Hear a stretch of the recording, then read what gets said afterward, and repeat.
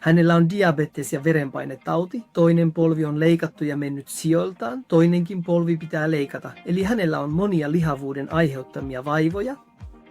Hänellä on verenpainetta, univaikeuksiakin, eikö? Niin. Hän pelkää leikkausta. Sanoin, lihavuus on pahin pelkosi, se on jo totta. Lihavuus, leikkaus on sen hoito. Hänkin kysyi minulta, hän esitti todella hyvän kysymyksen. Jos olisit minun tilanteessani, tekisitkö niin? Niinkö? Selvä. Jos olisin sinun asemassasi ja dieetti ei toimisi, olettehan yrittäneet tuloksetta ja kun ette edes pysty kävelemään, ottaisin ehdottomasti tämän leikkauksen. Hei, 28 viikkoa on kulunut, jopa tapani nähdä itseni on muuttunut. Turk Clinic.